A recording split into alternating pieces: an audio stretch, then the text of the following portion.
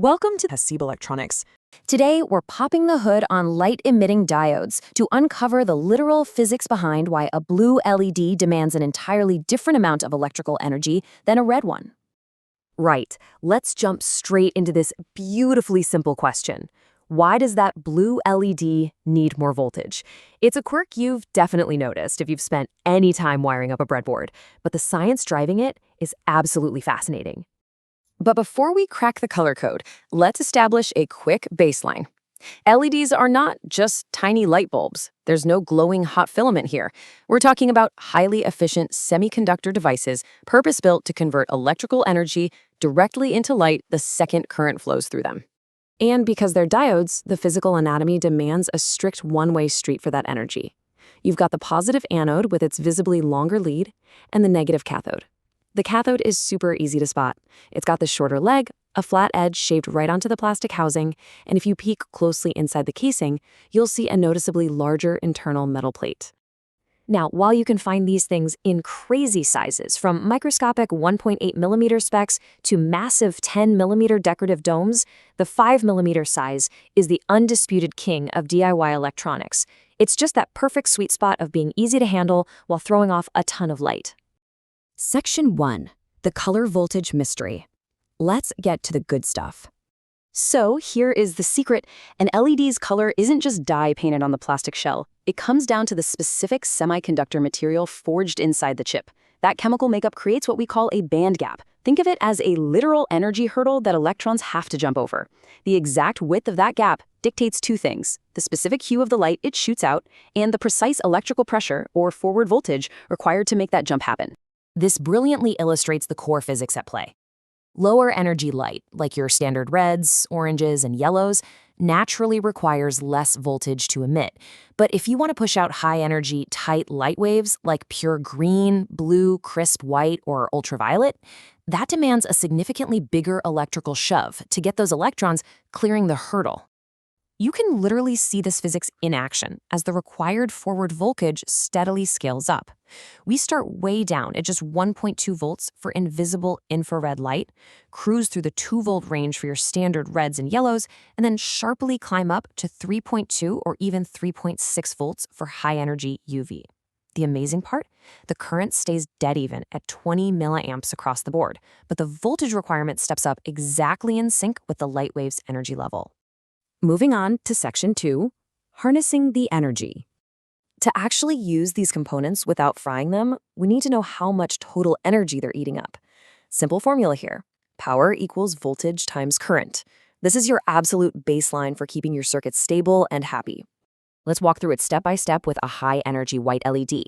If we take its 3.2 volt requirement and multiply it by our standard 20 milliamps, making sure to convert those milliamps to 0.02 amps first, we get 0.064 watts of total power consumption. Pretty straightforward, right?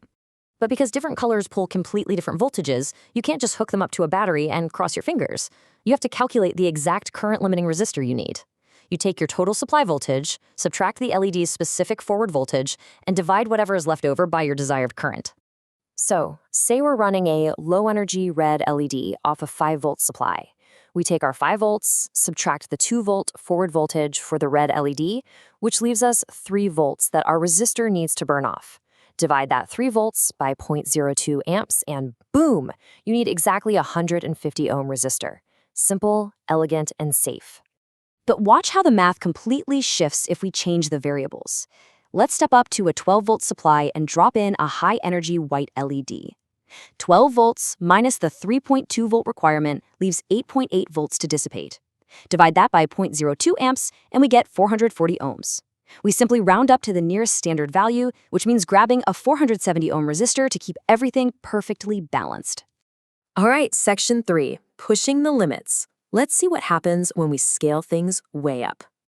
Standard LEDs just sip a gentle 20 milliamps, but high-powered LEDs, they are an entirely different beast. If you jump to a 10-watt LED, you're suddenly dealing with a massive 1,000 milliamps. That's a full amp of current, which completely changes the rules of the game. With that kind of intense current draw, you can throw your basic resistor math right out the window. High-power LEDs demand serious infrastructure. You need intelligent, constant current drivers to perfectly regulate the flow. And you absolutely must mount them to bulky metal heat sinks.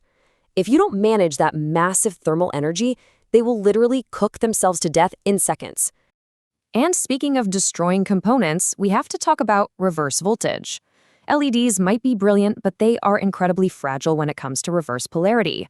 If you accidentally hook one up backward, pushing anything beyond a measly 3 to 5 volts of reverse pressure will shatter that semiconductor barrier and permanently brick your LED. No coming back from that. But if you respect those thermal limits, calculate your resistors accurately, and triple-check your polarity, a high-quality LED is practically immortal. We're talking a staggering maximum lifespan of up to 100,000 hours of continuous light. To put that into perspective, that's over 11 years of leaving it on 24/7. Finally, Section 4, Lifespan and Practical Mastery. Let's lock in some best practices. The golden rules are obvious by now. Never skip the current limiting resistor, and always verify your long and short leads before you fire up the soldering iron. But here's a fantastic pro tip. Since high-energy blue and white LEDs are so naturally piercing, you don't actually need to run them at their maximum 20 milliamps. If you deliberately chuck them back to just 10 or 15 milliamps, you'll massively extend their operational life, and honestly, their eyes won't even notice the tiny drop in brightness. It's an absolute win-win.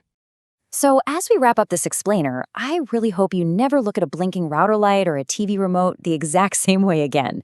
Now that you understand the hidden universe of band gaps, electron hurdles, and energy states happening right inside that tiny piece of plastic, well, that little dot of color tells a much, much bigger story. Keep calculating, keep creating, and I'll catch you in the next one.